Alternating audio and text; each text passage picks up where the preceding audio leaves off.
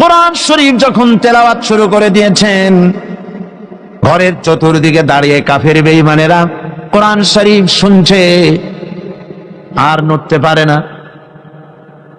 এক একজনের ধারণা হলো আরো একটু শুনি তারপরে বাড়ি যাব, আরো একটু শুনি তারপরে বাড়ি যাব।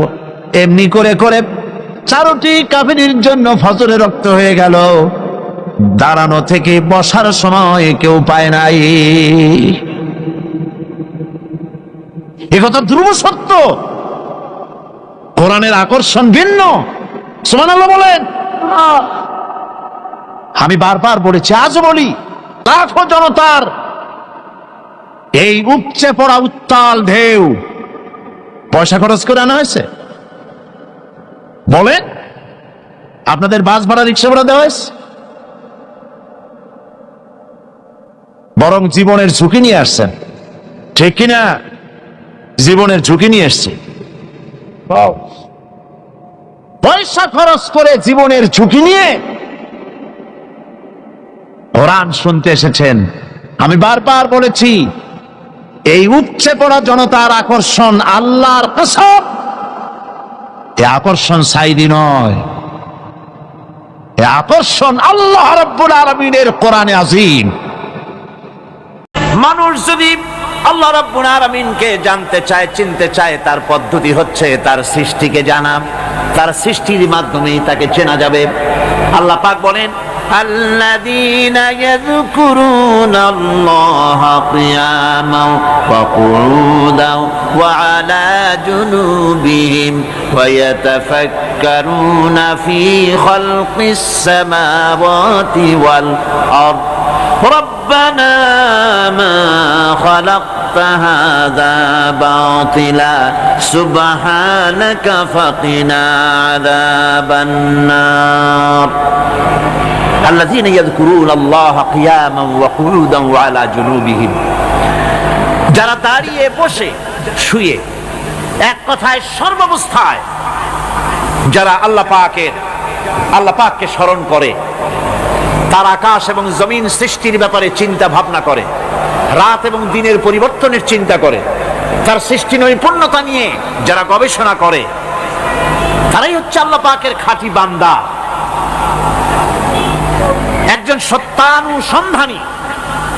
চোখের সামনে যখন নিখিল বিশ্বের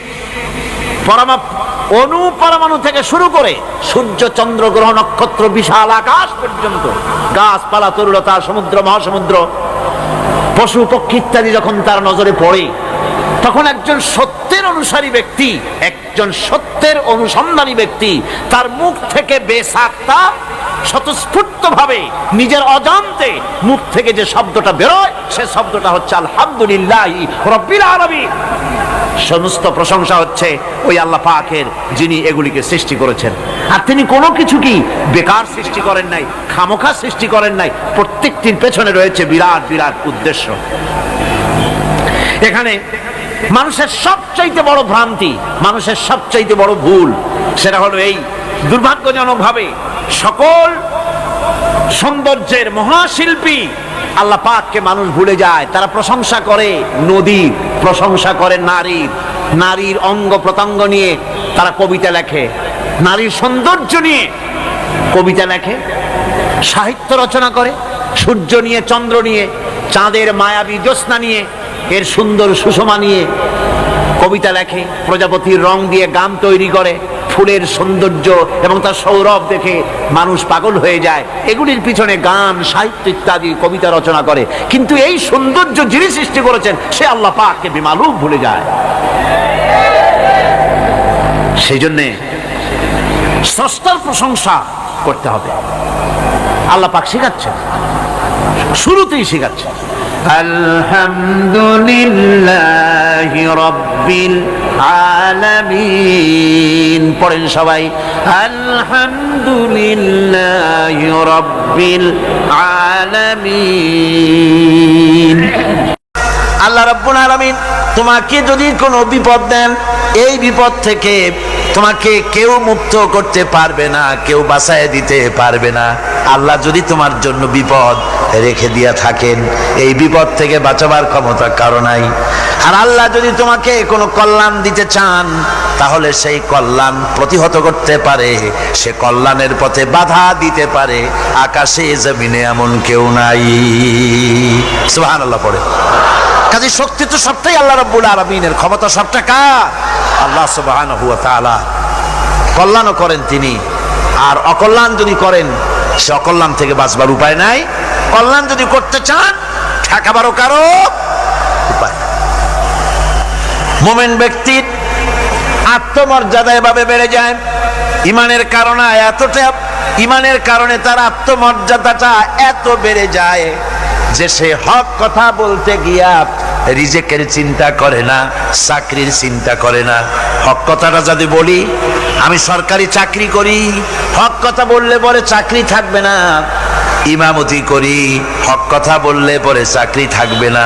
এই জাতীয় হীনমন্যতা তার মনের ভিতরে জায়গা পাবে না। যেহেতু কোরআন তার শিখাইছে, কিসের ভয়? রিস্কের চিন্তা করো।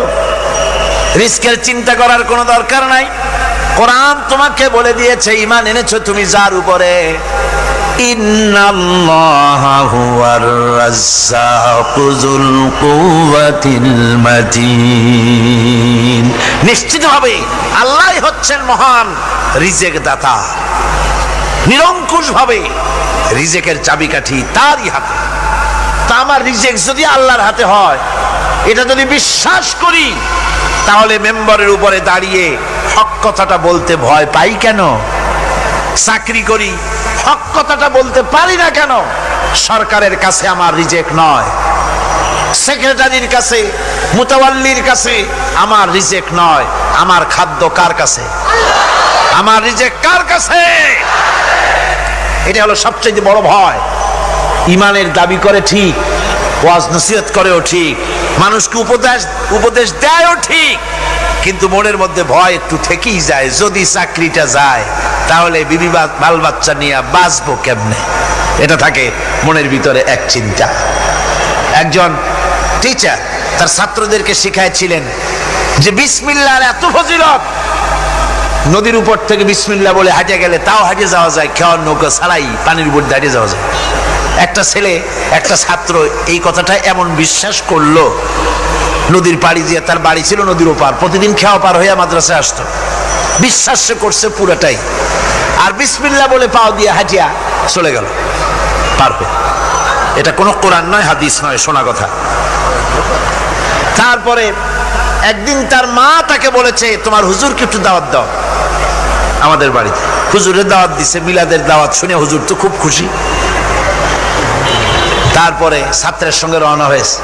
নদীর ঘাটে এসে দেখে যে নৌকা নাই। আরে বাবা, নৌকা নাই, পার হবো কেমনে? হুজুর কোন কি, নৌকার দরকারটা কি? আপনি না বলছেন বিসমিল্লাহ বলে হেঁটে যাওয়া যায়। আমি তো ওইটা শোনার পর আমি প্রত্যেকদিন তো এই কাম করিয়ে আসি, নৌকা টুকু লাগে না। আসেন না আমার সাথে।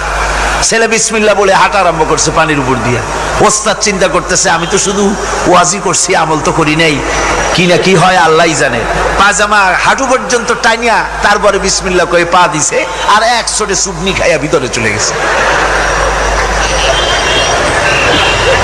সুতরাং মুখ দিয়া বললে হবে না, বিশ্বাস করতে হবে, ইয়াকিন রাখতে হবে রিজকের মালিক আল্লাহ। হক কথা কাউকে ছেড়ে দেব না, এটা বলবোই, তাতে আমার চাকরি থাকুক আর চাকরি যাক। এর নাম হলো আত্মমর্যাদা। এর নাম কি? আত্মমর্যাদা।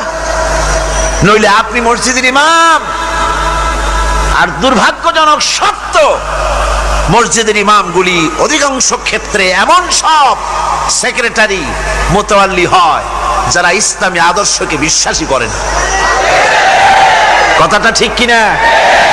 ধর্মনিরপেক্ষতাবাদী, কিন্তু মসজিদের সেক্রেটারি, মাদ্রাসার সেক্রেটারি, ঈদগাহের সেক্রেটারি। কারণ মুসল্লিরা ভাবে ওনার পয়সা বেশি, ওনারই নেতা বানানো উচিত। অথচ কোরআন নিষেধ করেছে এমন কোন লোক মসজিদের মুতাওয়াল্লি সেক্রেটারি হওয়ার হতে পারে না যে ব্যক্তি আল্লাহর পথে পরিচালিত নয়, যে আল্লাহকে মানুষের চাইতে বেশি ভয় না করে, যে ব্যক্তির ভিতরে দ্বীন নাই, ঈমান নাই, ইসলামী আদর্শ নাই, শুধু পয়সার বিনিময় সেক্রেটারি মেম্বার মোতাল্লি হয়ে বসে আছে আর ইমাম ভয়ের চোটে কথা বলে না। আছেন এমন? আচ্ছা, হক কথা মাদ্রাসা, মসজিদ, ওয়াজ মাহফিল, চাকরির জায়গা, কোর্টে, কাছারিতে, আদালতে, সর্বত্র মোমেন ব্যক্তি বলতে পারবে তখন যখন ঈমান বিল্লাহ পোক্ত হবে। আল্লাহর প্রতি ঈমানটা যখন পোক্ত হবে তখন সে বুঝবে এ চাকরি আমার পায়ের গোলাম, এখানে যদি আমার চাকরি না থাকে অন্য জায়গা থেকে রিস্কের ব্যবস্থা আল্লাহ পাক আমাকে করে দিবেন। এটাই হচ্ছে ঈমান বিল্লাহর প্রথম উপকারিতা। পয়লা নম্বরের উপকারিতা, মানুষকে পার্সোনালিটি সৃষ্টি হয়ে যায়, তার মধ্যে শক্তি আসে, ঈমানি মজবুতি আসে, তার মধ্যে শখসিয়ত আসে, তার মধ্যে ব্যক্তিত্ব আসে, আত্মমর্যাদা আসে, আত্মসম্ভ্রম সৃষ্টি হয়। এটা হলো পয়লা নম্বরের উপকার। ঈমান আনার জন্যে, আল্লাহর প্রতি মানুষ ঈমান আনলে পরে 2 নম্বরের যে উপকারটা হয় সেটা হলো মানুষের ভিতর থেকে অহংকার দূর হয়ে যায়, অহংকার থাকে না। যে ব্যক্তি ঈমান বিল্লাহ যার ভিতরে ঢুকে যায়, আল্লাহর ঈমান পরিপূর্ণরূপে এসে যদি যায় তাহলে তার ভিতরে অহংকার থাকে না। কেন থাকে না? অহংকার থাকে না এই জন্য, যেহেতু মোমেন ব্যক্তি জানে আল্লাহ রাব্বুল আলামিন জানে, আল্লাহ রাব্বুল আলামিনের সামনে বান্দা জানে, কথা বুঝতে পারে, কোরআন পড়ে জানে যে আমি আল্লাহর সামনে সম্পূর্ণ অসহায়। অসহায় যে যার কিচ্ছু নাই সে কি অহংকার করতে পারে? অর্থ নাই, বিত্ত নাই, কিছু নাই, সে কি অহংকার করে? অহংকার কারা করে? অহংকার করে যাদের অর্থ আছে, বিত্ত আছে, শিক্ষা আছে, বিদ্যা আছে, স্বাস্থ্য আছে, জমি আছে, জমা আছে, বাড়ি আছে, কল আছে, কারখানা আছে, গাড়ি আছে, এরাই না অহংকার করে। কিন্তু ঈমান বিল্লাহ যখন আসি তখন সে বুঝতে পারে আমার শক্তি কোনো শক্তি নয়, ওয়া হুয়াল কাহিরু ফাওকা ইবাদি। সমস্ত আল্লাহ রাব্বুল আলামিন বলছেন সমস্ত বান্দার উপরে কর্তৃত্ব হচ্ছে আল্লাহ পাকের। আল্লাহর কর্তৃত্ব থেকে বেরিয়ে আসার ক্ষমতা কারো নাই। সবচাইতে শ্রেষ্ঠ শক্তি কার? আল্লাহ পাক।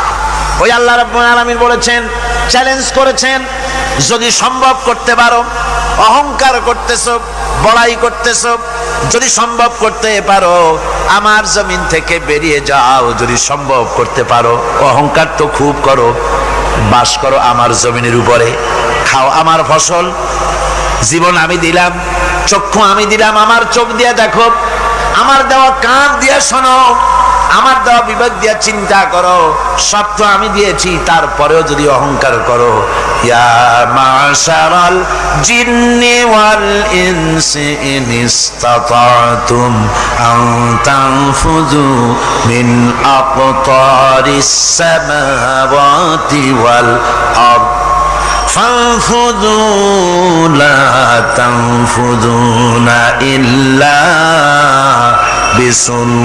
বিসুলতান।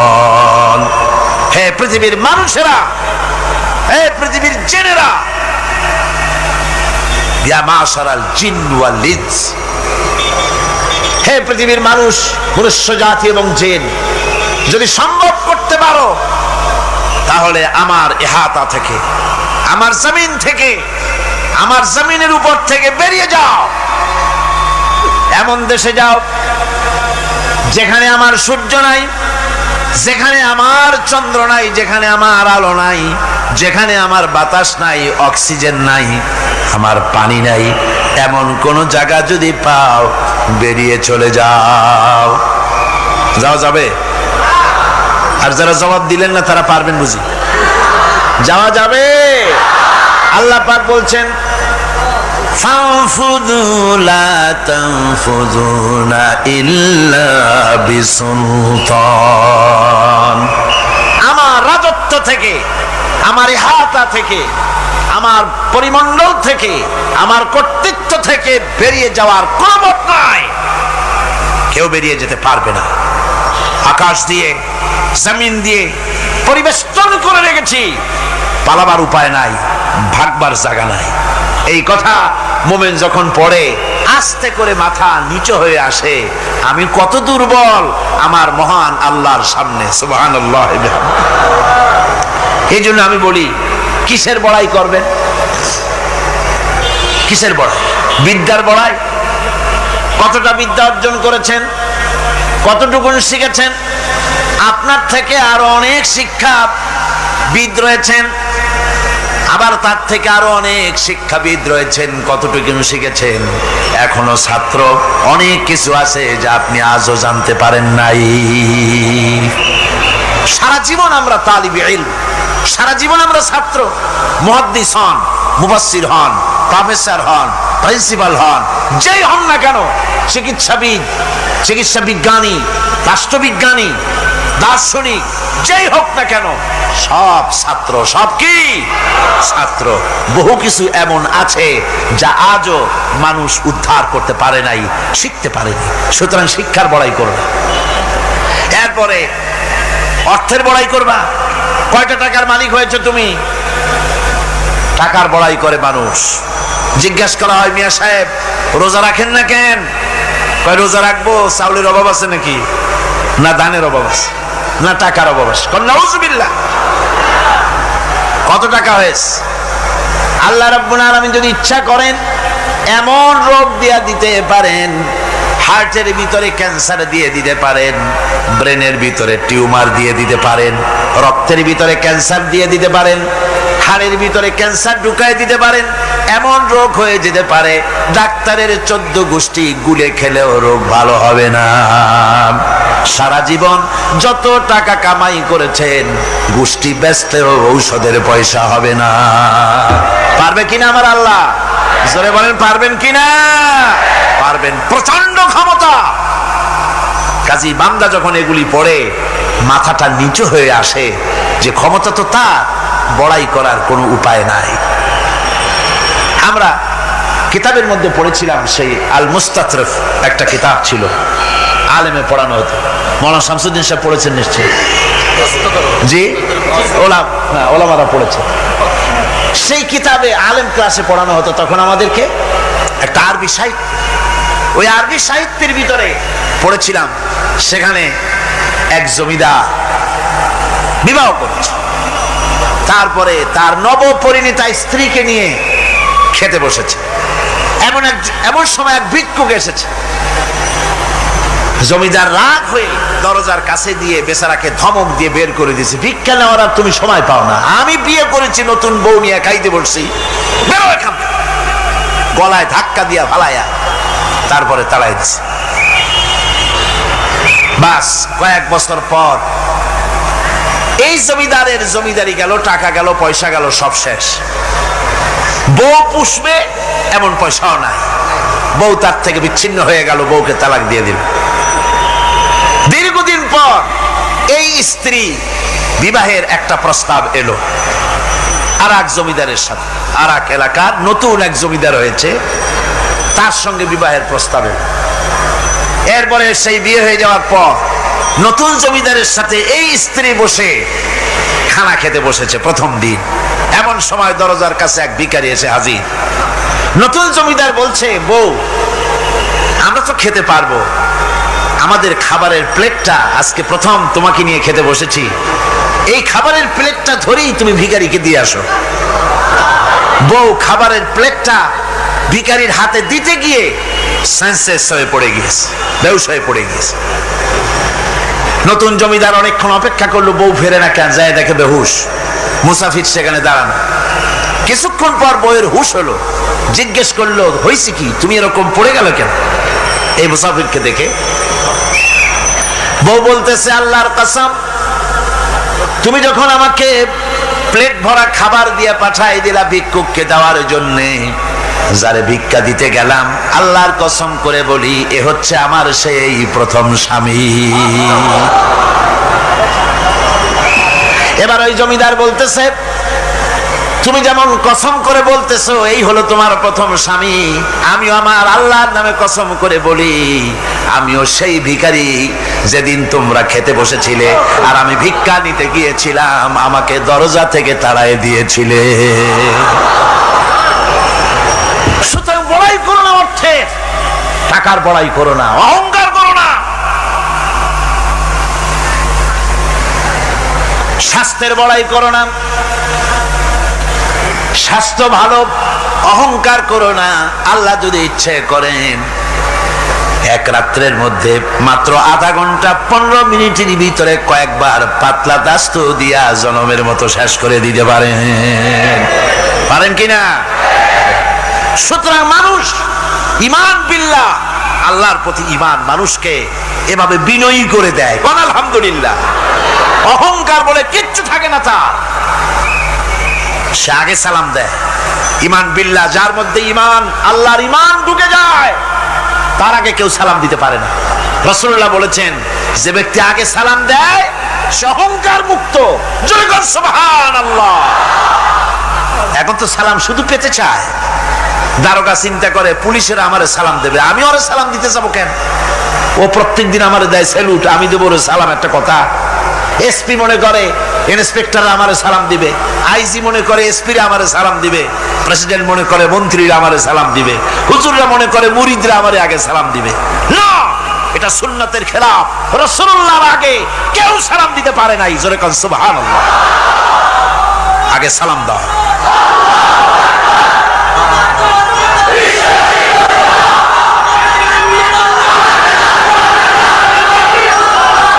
এই সালামের প্রচলন, এই সালামের প্রচলন মুসলমানদের মধ্যে বেশি বেশি হওয়া উচিত।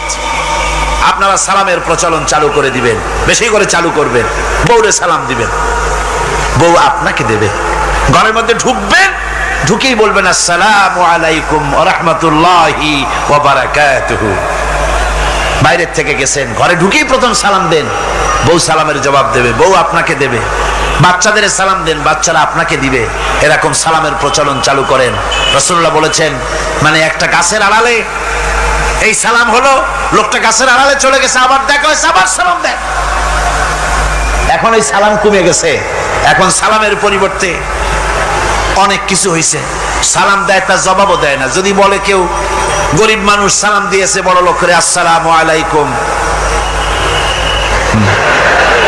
ওয়ালাইকুম আসসালাম বলতে চায় না, একটু মাথা নাড়ে। তারপরে জিজ্ঞেস করে, স্যার কেমন আছেন? এই যাচ্ছে, কেটে যাচ্ছে। কি কেটে যাচ্ছে? তোমার কল্লা? আলহামদুলিল্লাহ বলতে পারো না? অধিকাংশ ক্ষেত্রে যদি জিজ্ঞেস করেন কেমন আছেন, এই যাচ্ছে, কেটে যাচ্ছে। আপনার যত অসুখ হোক আগে বলেন আলহামদুলিল্লাহ, তারপরে অসুখের কথা বলেন। আপনার যদি কোনো অসুবিধা থাকে আগে আলহামদুলিল্লাহ কন, তারপরে অসুখের কথা কন। হযরত সুফিয়ান সাউরি রাহমাতুল্লাহ আলাইহি আল্লাহর একজন জবরদস্ত ওলি ছিলেন। একবার তার সামনে এক মুরিদ এসেছে, মাথায় একটা বড় রুমাল খিসা বান্দা। জিজ্ঞেস করলেন, মিয়া তোমার এই মাথাটা এরকম বান্দা কেন? কয় যে হুজুর, মাথার যন্ত্রণায় অস্থির হয়ে গেছি, সেই জন্য মাথাটা বাঁধে রাখছি। এরকম ব্যথা কয়দিন হয়েছে? কয়দিন? আর সবসময় হয় না, বছরে 2-1 বার হইলেও পারে, না হইলেও পারে। বলে বছরে 2-1 বার মাথা ব্যথা হয়, সেই ব্যথাটা দড়ি দিয়া বান্ধা মানুষকে দেখাইলা যে আমার ব্যথা হয়েছে, অসুবিধাটা দেখালে, আর যতদিন ভালো ছিলে ওইটার প্রমাণ স্বরূপ মাথায় কি বান্ধে মানুষকে দেখাইছো। সুতরাং শুকরিয়া আদায় করো সব সময়। আলহামদুলিল্লাহ আলা কুল্লি হাল, সব অবস্থা আমি ভালো আছি, আমার থেকে আরো অনেক খারাপ আছে। সুতরাং সালামের প্রচলন তারাই করে বেশি যারা বিনয়ী হয়। অহংকার যাদের মধ্যে জায়গা পায় না। অহংকার পাবে কি করে? বান্দা কোরআন থেকে জেনেছে, ওয়াল্লাহুল গানিয়্যু ওয়া আনতুমুল ফুকারা। আল্লাহ রাব্বুল আলামিন বলেন, তোমরা হলে সবাই ফকির, তোমরা হলে সব মুকাবিক্কি, আর একমাত্র আল্লাহ রাব্বুল আলামিন বেনিয়াজ। আল্লাহই শুধু বেনিয়াজ, আর সব কি মুকাবিক্কি কার কাছে? আল্লাহর কাছে। এই জন্য বিনয়ী হতে হবে। এই যে জমিনটা বাস করি, জমিনটা কার? চিল্লায় কোন কার? লিল্লাহি মা ফিস সামাওয়াতি ওয়া মা ফিল আরদ। আকাশ ও তার, জমিনও। একথা যদি জানা থাকে, বিশ্বাস থাকে, তাহলে সেই ব্যক্তি অহংকার করতে পারে না, সে বিনয়ী হয়। ঈমান বিল্লাহ তাকে বিনয়ী বানায় দেয়। আর বিনয়ী মানুষ, নিরহংকার মানুষই আল্লাহর কাছে বেশি পছন্দ। এই ঈমান তার ভিতরে এই কথা জাগ্রত করে দেয়। আমি যদি একটা গাড়ির মালিক হয়ে থাকি, আমি যদি একটা বাড়ির মালিক হয়ে থাকি, আমি যদি স্ত্রী পুত্র সন্তান পেয়ে থাকি, আমি যদি মন্ত্রী হয়ে থাকি, আমি যদি কিছু পেয়ে থাকি, আমার হাতের কামাই দ্বারা পাই নাই। আল্লাহ শিখাই দিচ্ছেন, ওয়ামা বিকুম বিনিমাতিন ফামিনাল্লাহ, যত নেয়ামত তোমরা পেয়েছো সব আল্লাহ রাব্বুল আলামিন দিয়েছেন। জোরে বলেন সুবহানাল্লাহ। দাতাকে ভুলে যেও না, আল্লাহর কাছে বিনয়ী হও। সমস্ত নেয়ামত একমাত্র তিনি দিয়েছেন। ঈমান বিল্লাহর দ্বারা মানুষের এই গুণ সৃষ্টি হয়, এই উপকার হয় মানুষের, যে সে বিনয়ী হয়ে যায়। আল্লাহ পাক কোরআনে কারীমের মধ্যে আরো বলেন, ওয়ালা তামশি ফিল আরদি মারহান ইন্নাকা লান তাখরিকাল আরদা ওয়ালান তাবলুগাল জিবালা তুলা। ওয়ালা তামশি ফিল আরদি মারহান, আমার এই জমিনের উপরে অহংকার করে হেঁটো না। আল্লাহ পাক নিষেধ করেছেন, জমিনের উপরে অহংকার করে হেঁটো না। এই জমিনের উপরে অহংকার করে হাঁটতে গিয়া তুমি পদাঘাত করে আমার জমিনটারে ফাটাই দিতে পারবে না। আবার অহংকার করে লাভ দিয়া আমার পাহাড়টার উচ্চতাও ছাড়াই যেতে পারবে না। যখন তুমি পাহাড়ের উচ্চতা ছাড়াতে পারবে না, যখন জমিনটারে লাথি মেরে ফাটাই দিতে পারবে না, তখন আবার অহংকারটা কিসের? কিসের অহংকার? নিজের দিকে তাকাও, তোমারে আমি বানাইছি কি দিয়া? তোমার পেটের মধ্যে কি? তোমার শরীরের মধ্যে কি? মলমূত্র দিয়ে পেটটা ভরা। আর দুনিয়ায় এসেছো এক ফোঁটা নাপাক পানি দিয়ে। যে নাপাক পানি ফোঁটা শরীর থেকে বেরিয়ে গেলে পরে গোসল ওয়াজিব হয়ে যায়, ফরজ হয়ে যায়। এমন একটা নাপাক পানি, যার জন্মের উৎস, তার তো অহংকার করার শোভা পায় না। অহংকার করবেন কেবলমাত্র কে? চিল্লায় বলেন কে? হাদিসে কুদসির ভিতরে এসেছে, আল্লাহ পাক বলেছেন, অহংকার হচ্ছে আমার ইজার, অহংকার হচ্ছে আমার চাদর। যে ব্যক্তি অহংকার করে, সেজন্য আমি আল্লাহর চাদর নিয়ে টানাটানি করে। জোরে কর নাউজুবিল্লাহ, চিল্লায় কর নাউজুবিল্লাহ।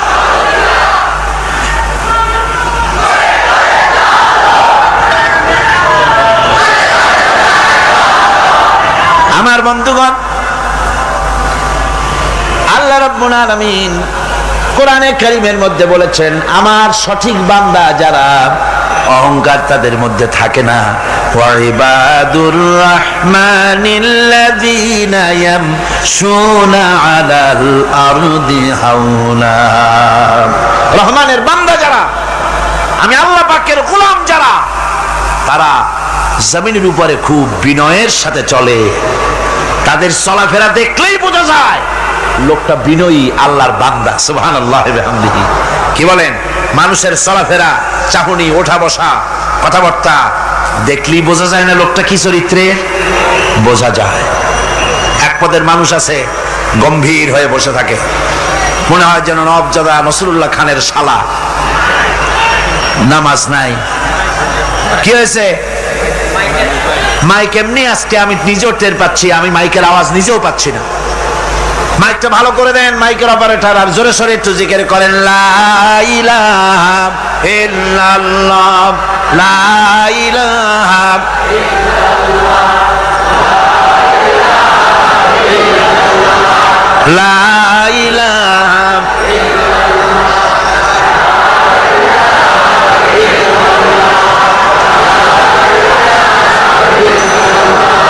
বসেন, বসুন।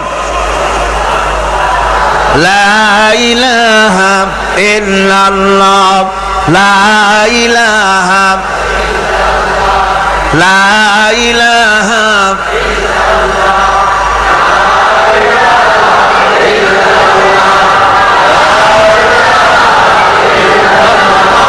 লা ইলাহা ইল্লাল্লাহ মুহাম্মাদুর রাসূলুল্লাহ। বন্ধুগণ, ঈমান আনলে পরে যে গুণ সৃষ্টি হয়, যে গুণাবলী সৃষ্টি হয়, সেই গুণের মধ্যে 2 নম্বরের গুণটা আমি বললাম, বিনয় এবং বিনম্রতা সৃষ্টি হয়, অহংকার মুক্ত হয়ে যায়। এটা হলো 2 নম্বরের উপকার। প্রথম নম্বরের উপকার হচ্ছে মর্যাদা সৃষ্টি হয়, 2 নম্বরে কি হয়? অহংকার মুক্ত হয়ে যায়। আল্লাহ রাব্বুল আলামিনের উপরে ঈমান আনলে পরে, ঈমান বিল্লাহ যখন এসে যায় ভিতরে, আল্লাহর প্রতি যখন ঈমান পরিপূর্ণতা লাভ করে, তখন তার 3 নম্বরের উপকার যেটা হয় সেটা হলো সে নির্ভীক হয়ে যায়, তার মধ্যে বীরত্বের সৃষ্টি হয়। জোরে বলেন আলহামদুলিল্লাহ। ঈমানদার লোক কোনোদিন কাপুরুষ হয় না, ঈমানদার লোক কাপুরুষ হয় না, বীর পুরুষ হয়। আর পৃথিবীতে কাপুরুষেরা কোনো ইতিহাস সৃষ্টি করতে পারে না। বীর পুরুষ জীবনে মরে একবার, আর কাপুরুষ মরে জীবনে বারবার। পাতিশিয়ালের ডাক শুনে চিতয়ে পড়ে,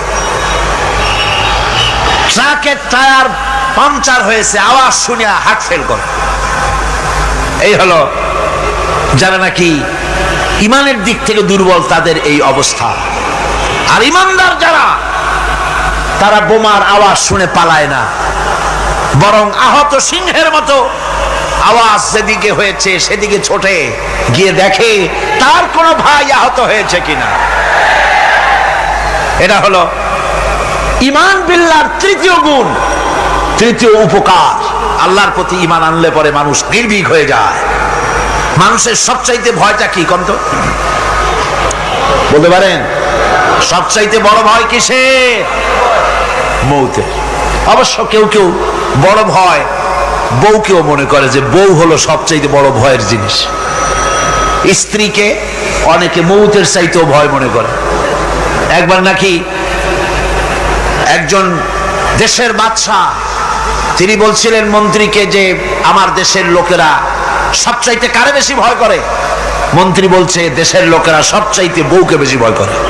বলি এটা একটা কথা হলো নাকি? প্রমাণ করতে যদি না পারো তাহলে তোমার চাকরি শেষ। প্রধানমন্ত্রী তো মুসিবতে পড়ে গেছে। তারপরে সমস্ত লোক দেখেছে, সমস্ত শহরবাসীকে দেখে তারপরে বলছে তোমরা যারা বউকে ভয় করো না তারা সব এদিকে আসো, আর যারা বউকে ভয় করো তারা এ পাশে থাকো। এখন যারা ভয় করে তারা সব একদিকে চলে আসছে। একটা শুকনা শাকনা মানুষ একা দাঁড়ায় আছে, ভয় করে না সেই দলে, আর সব একদিকে। বাদশা আশ্চর্য হয়ে গেল, সব মানুষ ভয় করে একদিকে চলে আসলো, আর তুমি একা শুকনা শাকনা মানুষ, তুমি বউরে ভয় করো না, ব্যাপারটা কি?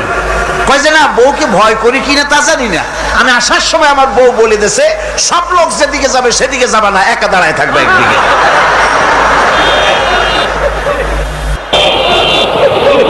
কাজেই মানুষেরা ভয় করার ব্যাপারে ভয়ের নানান রকমের দিক আছে, কিন্তু প্রকৃতপক্ষে এটা একটা উপমা দিলাম আমি মাত্র। প্রকৃতপক্ষে মানুষের কাছে সবচাইতে বড় ভয় হলো মৃত্যুর ভয়।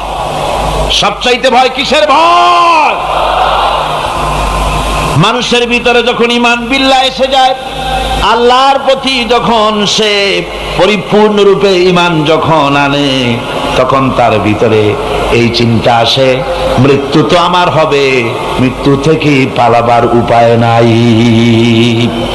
পালাবার উপায় যদি থাকতো তাহলে না হয় অবশ্যই ভয় পেতাম না, কিন্তু মৃত্যু থেকে তো পালাতে পারবো না, তখন কাপুরুষ হবো কেন? তখন তো বীর পুরুষের মতো জীবন দিতে হবে। কিসের মতো দিতে হবে জীবন? আল্লাহ রাব্বুল আলামিন কোরআনে কারীমের মধ্যে বলে রেখেছেন, ঈমানদার লোক আল্লাহরে যে বিশ্বাস করে তার বড় উপকার হলো মওতকে পরোয়া করে না।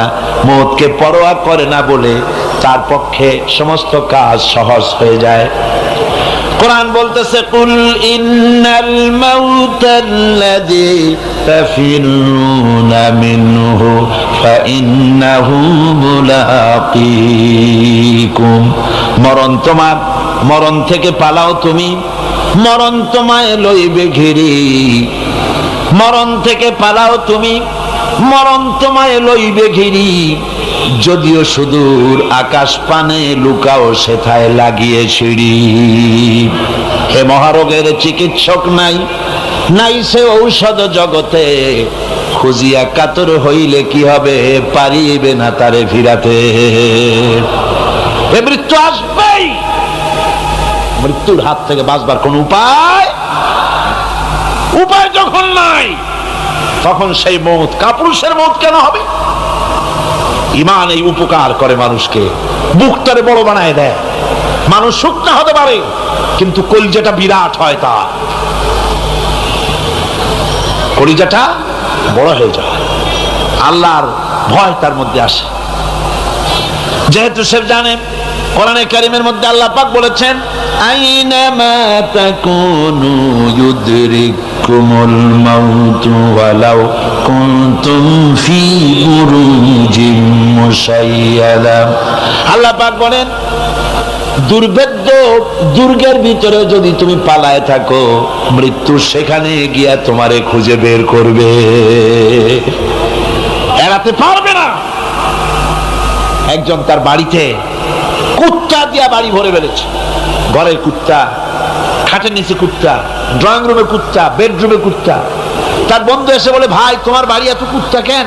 আগে তো তুমি এত কুত্তা পাগল ছিল না, এত কুত্তা পালতেছো কেন? কয় যে ওয়াজ শুনে আসছে। আশ্চর্য কথা, ওয়াজ শুনে তুমি কুত্তা পালা আরম্ভ করলা? কয় যে না, সব কথা শুনে নাও না আগে। বলে কি? কয় যে ওয়াজের মধ্যে শুনলাম রাসূলুল্লাহ বলেছেন, যে বাড়িতে কুত্তা থাকে ঘরের মধ্যে আর প্রাণীর ছবি থাকে, ওখানে নাকি ফেরেশতা আসে না। তা আমি কুত্তা রেখে দিছি, ঘরের থেকে বাইর হই না, আজরাইল আসতেও পারবে না, আমার জানও কবজ হবে। বন্ধু ছিল খুব চালাক। বন্ধু কয় যে, ও কুত্তাওয়ালা বন্ধু, বুঝলাম আজরাইল আসবে না, কিন্তু কুত্তা কি কিয়ামত পর্যন্ত বাঁচে না মরে? কয় যে না ভাই, কুত্তা তো মরে। কয় কুত্তা মারে যে ফেরেশতায়, তোমারে মারবে সেই ফেরেশতায়। পালাবা কেমনে? পালাবার উপায় নেই। যেখানেই থাকে, বাড়িতে হোক, গাড়িতে হোক, দেশে হোক, বিদেশে হোক, মৃত্যু যখন আসবে, মৃত্যুর হাত থেকে এড়াবার কোন উপায়। আমার বন্ধুগণ, মৃত্যু থেকে বাঁচবার কোন উপায় নাই। এজন্য এই ক্ষণস্থায়ী জীবনের সুখময়, অনন্তকাল সুখময় জীবনকে মানুষেরা, ইমানদার লোকেরা জলাঞ্জলি দিয়ে চির সুখময় আল্লাহর জান্নাতে যাওয়ার জন্য জীবন দিতে মোটেও তাদের বাধে না। জীবন দিতে হবে আল্লাহর রাস্তায়। যখন মরবই, বাসা যখন যাবে না, বাসা কি যাবে? চিল্লা এখন যাবে। রাসূলুল্লাহ যখন বাঁচেন নাই, কত বড় কথা, আল্লাহ রাসূল যখন বাঁচেন নাই, তো পৃথিবীতে কে বাঁচবে? রাসূলের যখন ইন্তেকাল হয়েছে, সবাইকে মরতে হবে, কোনো সন্দেহ নাই। সন্দেহ আছে? মরা লাগবে। সেই মওতটা ঈমান বিল্লাহ, আল্লাহর প্রতি ঈমান আনলে পরে ওই মওতের ভয় আর থাকে না। মনটা তখন নির্ভীক হয়ে যায়, সে বীর হয়ে যায়। তখন তার মন বলে, মরা যখন লাগবে, জীবনটা যিনি দিয়েছেন তার জন্য দিয়ে দেই না কেন? জীবন যিনি দিয়েছেন তার জন্য দিয়ে দেই। বদরের যুদ্ধ, রাসূল করিম সাল্লাল্লাহু আলাইহি ওয়াসাল্লাম লোক তৈরি করতেছেন, সৈন্য রিক্রুট করতেছেন। বদরের যুদ্ধ, আমার ভাইরা, চারটিখানি কথা নয়। বদরীদেরকে আল্লাহ মাফ করে দিয়েছেন। যেরকম সুবহানাল্লাহ। বদরের যুদ্ধ বড় মারাত্মক যুদ্ধ। এ জিহাদ হবে, বাপ তরবারি ধরবে ছেলের বিরুদ্ধে। মক্কা থেকে ছেলে আসছে কাফের, ছেলে তরবারি ধরবে বাপের বিরুদ্ধে, মামু ধরবে ভাগ্নার বিরুদ্ধে, ভাই ধরবে ভাইয়ের বিরুদ্ধে। এটা কি আপনি সোজা মনে করেন? কোন সোজা মনে করেন? আমার বন্ধুগণ, বদরের যুদ্ধ শেষ হয়ে যাওয়ার পর হযরতে আবু বকর সিদ্দিক রাদিয়াল্লাহু তাআলা আনহুর সঙ্গে ছেলে আব্দুল্লাহর দেখা হয়ে গেল। ছেলে তখনও কাফের। ছেলে বলে, বাবাজি, আমার আব্বা আবু বকর বদরের প্রান্তরে আমি আমার তরবারির সামনে আপনাকে কয়েকবার পেয়েছিলাম, কিন্তু আপনি আমার পিতা বলে আমি কিছুই করতে পারি নাই। হযরত আবু বকর বলেন, আব্দুল্লাহ রে শোনো, আল্লাহর কসম করে বলি, তুমি তো আমার তরবারির সামনে পেয়ে ছেড়ে দিয়েছো, কিন্তু আমি আমার বাবুদের কসম করে বলি, বদরের মাঠে একটি বারও যদি আবু বকরের চোখের সামনে তুমি পড়ে যেতে, আল্লাহর কসম আমার তরবারি তোমারে মাফ করে দিত না। তুমি কাফের, আমি মুসলমান, তোমার সাথে আমার সম্পর্ক পিতা পুত্রের স্নেহের সম্পর্ক হতে পারে তখন যখন আদর্শের প্রশ্ন মিল হবে, নইলে তুমি কাফের, আমি মুমিন। পিতা হিসাবে স্নেহ তোমার যেটা পাওয়া দরকার আমার কাছে, সেই স্নেহ থেকে তুমি বঞ্চিত থাকবে। এই যুদ্ধে সৈন্যদেরকে রিক্রুট করা সোজা ব্যাপার ছিল না। হুজুর সাল্লাল্লাহু আলাইহি ওয়াসাল্লাম সাহাবীদেরকে তৈরি করতেছেন জিহাদের জন্য। কিভাবে কথাটা পারবেন, হুজুর কথা গোছায় বলতেছেন। হযরত বর্ষিয়ান সাহাবী হযরত মিকদাদ রাদিয়াল্লাহু তাআলা আনহু হুজুরের অবস্থা বুঝতে পারতেছেন। হযরত মিকদাদ দাঁড়িয়ে গেলেন হুজুরকে সাহস দেওয়ার জন্য। হযরত মিকদাদ দাঁড়িয়ে গিয়ে বলছেন, ইমদি বিনা ইয়া রাসূলুল্লাহ হাইসুমা তাশা, আয় হাইসুমা আমারাকাল্লাহ। হে রাসূল, আপনি আমাদের নিয়ে চলুন যেদিকে আপনার খুশি, অর্থাৎ আল্লাহ আপনাকে আমাদেরকে নিয়ে যেদিকে যেতে বলেন সেদিকে নিয়ে যান।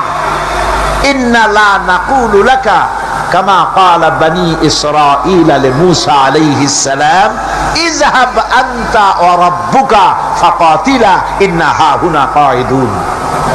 আমরা মুসা আলাইহিস সালামের উম্মত না। সুবহানাল্লাহ। হুজুর কি খুশি হচ্ছেন এই বক্তৃতা শুনিয়া, মিকদাদের বক্তৃতা শুনে হুজুর কি খুশি হচ্ছেন। হযরত মিকদাদ বলছেন, হুজুর আমরা মুসা আলাইহিস সালামের উম্মত না। মুসা আলাইহিস সালামের উম্মতেরা বলেছিলেন, হে মুসা তুমি আর আল্লাহ আর জিবরাইল এই তিনজনই গিয়ে ফেরাউনের মোকাবেলা করো, আমরা পারবো না। আমরা এই কথা বলবো না। বল ইযহাব আনতা ওয়া রাব্বুকা ফাকাতিলা ইন্না মাকুমা মুকাতিলুন। হে রাসূল, বরং আমরা বলি আপনি চলুন আমাদেরকে নিয়ে, আপনার রব আপনাকে যেদিকে যেতে বলে আমাদেরকে নিয়ে চলুন, আমরা আপনার সাথে থেকে কাফেরদের বিরুদ্ধে লড়াই করব, তরবারি চালাবো, ততক্ষণ পর্যন্ত মা দামাত আইনু মিন্না তাতাররাফ, যতক্ষণ পর্যন্ত থামো, যতক্ষণ পর্যন্ত চোখের একটা পাতাও নড়ে, যতক্ষণ পর্যন্ত চোখের একটা পলক পড়ে, ততক্ষণ পর্যন্ত যুদ্ধ চালাতে থাকবো। অর্থাৎ নাক দেয়া নিঃশ্বাস যতক্ষণ আসে আর যায়, আপনার সপক্ষে তরবারিগুলি ঝলসে উঠবে। চলেন আমাদেরকে নিয়ে যেদিকে আপনি যেতে চান। রাসূলুল্লাহ কি যে খুশি হলেন, সুবহানাল্লাহ। আল্লাহর নবী দারুণ খুশি হয়ে গেলেন। নবীজি বললেন, ও সাহাবীরা, তোমাদের মন মানসিকতা যখন এই রকম, তাহলে কুমু বিনা ইলা জান্নাতিন জান্নাতুন আরদুহা কাস সামাওয়াতি ওয়াল আরদ।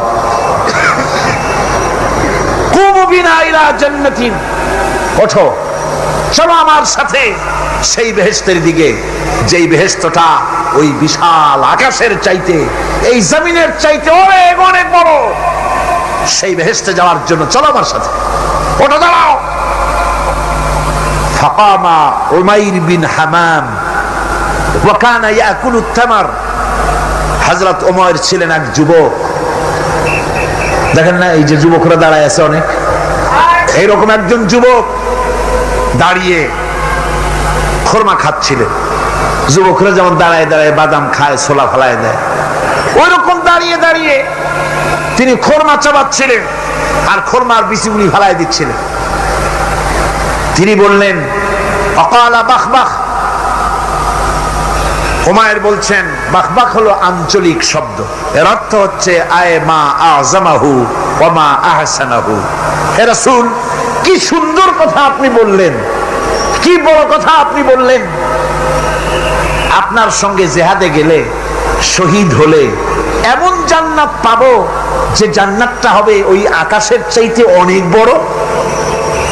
ওয়াল্লাহি, আল্লাহর কসম, হাত্তা কুলাহুন্না ইন্নাহা লাহায়াতান তাবিলা।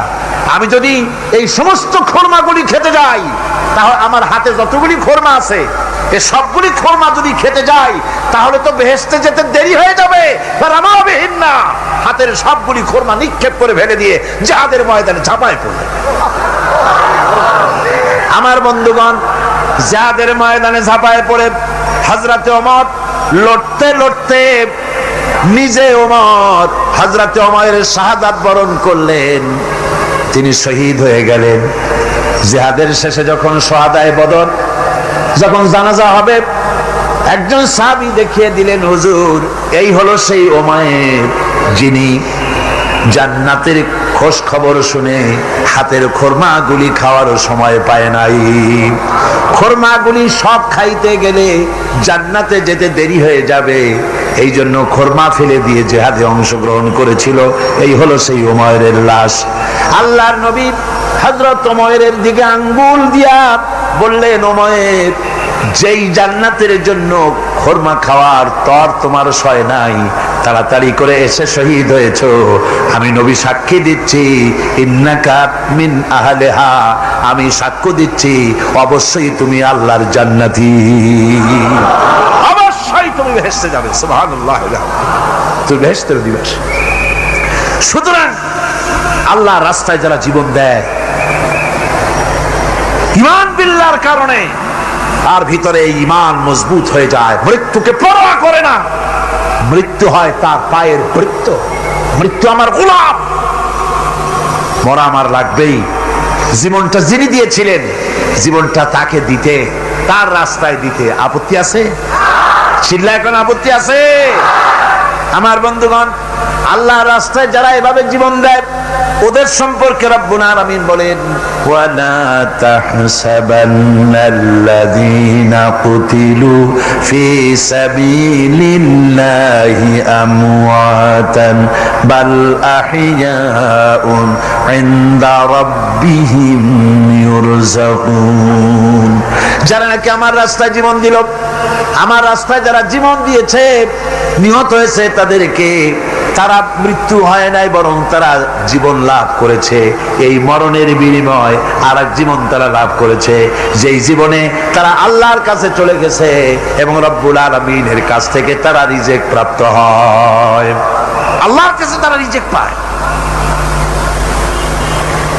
আর এই মৌত হচ্ছে শ্রেষ্ঠ মৌত, শাহাদাতের মৌত। কিসের মৌত? শাহাদাতের মৌত। আমার বন্ধুগণ, জীবনের পরোয়া মুমিনের সবচেয়ে বড় উপকার আল্লাহর পর ঈমান আনার। জীবনের পরোয়া সে করে না, কারণ রাসূলুল্লাহ বলেছেন, শাহাদাতের মওতের যন্ত্রণা, শরীরে যদি কেউ চিমটি কাটে, খামসি কাটে, একটা চিমটি দিলে যতটুকু ব্যথা লাগে, মৃত্যুর শাহাদাতের এই মৃত্যুর যন্ত্রণা এর থেকে বেশি কিছু না। কিতাবের ভিতরে এসেছে, ফেরাউনের স্ত্রী আসিয়া যখন ফেরাউনকে মানে নাই, শেষ পর্যন্ত ফেরাউন অর্ডার দিয়া দিল, আসিয়ারে মারো। মারার জন্য তক্তার ভিতরে হাজার হাজার প্যারাক মারো।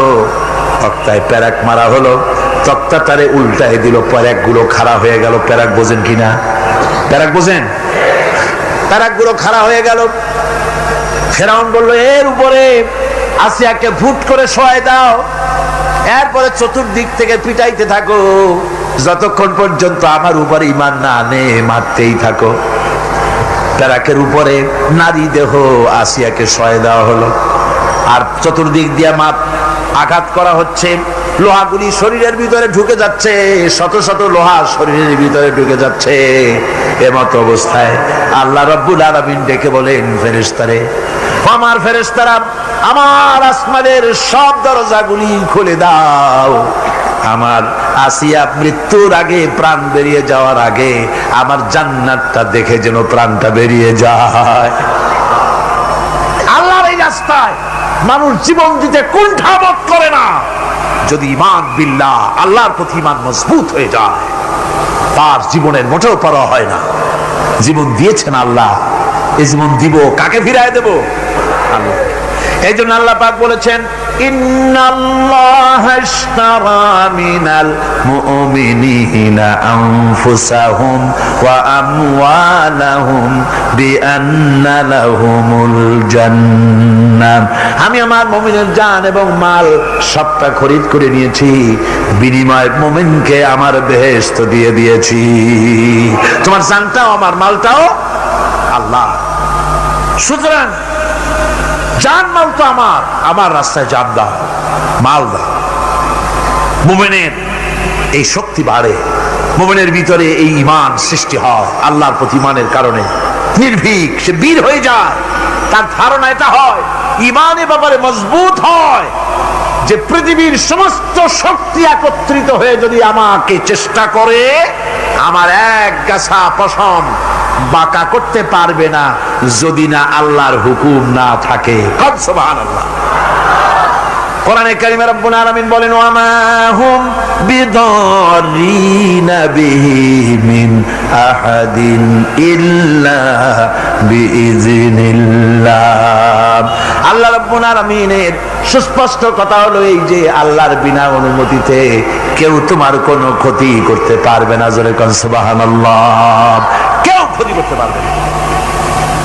আবার অনেকে বলে অমুকের অকাল মৃত্যু হয়েছে, বলে না? বলে কি না? অকাল মৃত্যু হয়েছে, বাজে কথা। কিসের অকাল মৃত্যু? কালেই মরছে, হায়াত ওখানেই শেষ। হায়াত থাকতে এক সেকেন্ড আগে, এক সেকেন্ড পরে মৃত্যু হবে না। যখন নির্ধারিত সময় আসবে সেই সময় মরবে, এর আগে বা পরে মৃত্যু হবে।